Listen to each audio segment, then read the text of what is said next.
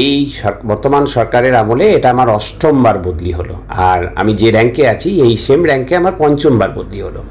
যেখানে শাসক ঘনিষ্ঠ যে চিকিৎসকরা রয়েছেন তাদের দেখছি বছরের পর বছর ১৫ বছর ১৬ বছর ধরে তারা একই পোস্টে পছন্দের জায়গায় পোস্টিং রয়েছে। আর আমরা যারা দুর্নীতির বিরুদ্ধে কথা বলি, যারা বিচারের দাবিতে পথে নামি, যারা অনাচারের বিরুদ্ধে কথা বলি, থ্রেড কালচারের বিরুদ্ধে কথা বলি, তাদের বারবার বদলি হতে হচ্ছে।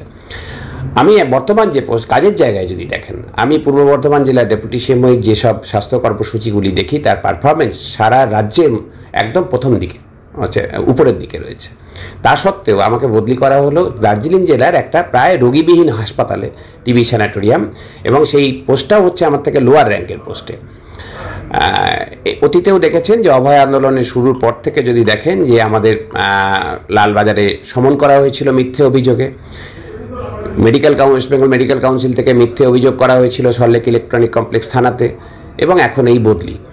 এখন এটাকে আমরা ওই জন্য আমি অন্তত এভাবে দেখছি যে আমরা এই যে শিরদাঁড়া সোজা রেখে মাথা উঁচু করে চোখে চোখ রেখে যে প্রশ্ন করি তার স্বীকৃতি এবং পুরস্কার হিসাবে দেখছি। কেউ যদি ভেবে থাকেন যে এভাবে আমাদের কণ্ঠর রোধ করা যাবে, আমাদের আন্দোলনকে দমিয়ে দেওয়া যাবে, সেটা ভুল করছেন। বর্ধমানে থাকি বা দার্জিলিংয়ে, অনাচার যেখানেই হবে সেখানেই রুখে দাঁড়াবো, সেখানেই সরব হব, কথা বলবো।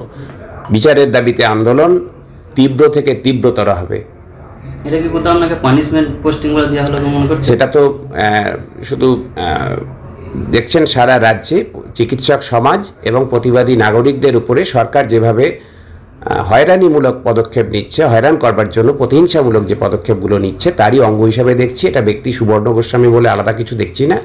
সামগ্রিকভাবে প্রতিবাদী জনগণের উপর নানান ধরনের রাষ্ট্রীয় নিপীড়ন নামিয়ে আনছে, সেইটা তারই অঙ্গ হিসাবে দেখছি। এবং আমি একা নই, এটা সারা রাজ্যে যে প্রতিবাদী জনগণ তারা আছেন সঙ্গে, তারা একসাথে এই ধরনের যে প্রতিহিংসার যে বিরুদ্ধে তারা একজোট হচ্ছেন, এটাই বড় কথা। এটা কি স্যার কোথাও আপনার ডিমোশনাল পোস্ট হচ্ছে? এটা সেই অর্থে দেখতে গেলে ডিমোশন অবশ্যই, কারণ হচ্ছে যে লোয়ার র্যাঙ্কের পোস্টে হচ্ছে, যেটা সরকার করতে পারে না আইনগতভাবে।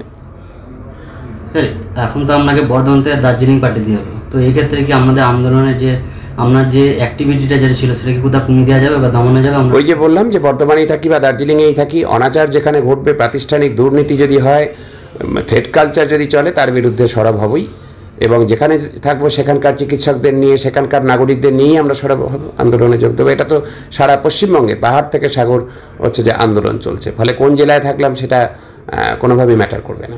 আমাদের সংগঠনের তরফ থেকে কিছু জানানো হবে? সংগঠনের তরফ থেকে আমাদের সংগঠন এবং 5টি চিকিৎসক সংগঠন মিলে যে joint platform of doctors West Bengal আছে, তারা আজ বিকেল 4টায় স্বাস্থ্য ভবন অভিযানের ডাক দিয়েছে, ডেপুটেশন কর্মসূচির ডাক দিয়েছে। মূলত অভয়াকাণ্ডের মুখ হওয়ার কারণে আপনাকে পানিশমেন্ট ট্রান্সফার দেওয়া হবে? ওই তো বলছি, হয়রানি হচ্ছে যে প্রতিহিংসা এবং হয়রানির জন্য বদলি করা হলো, কিন্তু আমি এটাকে পুরস্কার হিসেবে দেখছি যে এই যে আন্দোলনের সামনের সারিতে আমরা যারা থেকেছি, যারা আমরা মানুষের সামনে প্রশ্নগুলোকে নিয়ে এসেছি, তথ্যগুলোকে নিয়ে এসেছি, হচ্ছে যে তাদের প্রতি এরকম হয়রানিমূলক, এরকম প্রতিহিংসামূলক আচরণ হলে সেটা আমাদের কাজের স্বীকৃতি, সেটা আমাদের এই যে মাথা উঁচু করা এবং শির দ্বারা বিক্রি না হওয়ার স্বীকৃতি এবং পুরস্কার হিসেবে দেখছি। স্যার আন্দোলন যখন শুরু করেছিলেন তখন থেকে কি ভেবেছিলেন যে আপনাকে ট্রান্সফার বা বদলি করা হবে এই মুহূর্তে? ওই যে বললাম যে হচ্ছে যে 8ম বার বদলি হচ্ছে, এই প্রথম নয়, এটা তো অভয়াকাণ্ডের পরে এই প্রথমবার দেখছেন, কিন্তু বর্তমান সরকারের আমলে 8ম বার বদলি হয়েছে, বলে বদলিতে অভ্যস্ত। এই রাজ্য সরকারের যে সমস্ত ডাক্তাররা সাপোর্টে যারা থাকে তাদের বদলি আর আমার বদলির মধ্যে পার্থক্য থেকে যাচ্ছে স্যার। তারা হচ্ছে যে তারা বদলি, শাসক ঘনিষ্ঠ যারা, তাদের বদলি হয় পছন্দের জায়গায় এবং তারা বছরের পর বছর একই জায়গাতে থেকে যান। আর আমরা যারা হচ্ছে প্রশ্ন তুলি, আমরা যারা কথা বলি, যারা প্রতিবাদ করি, তাদের বারংবার বদলি হতে হয়। আন্দোলন জারি থাকছে স্যার? আন্দোলন জারি থাকবে, শুধু তাই নয়, আন্দোলন তীব্র থেকে তীব্রতর হবে।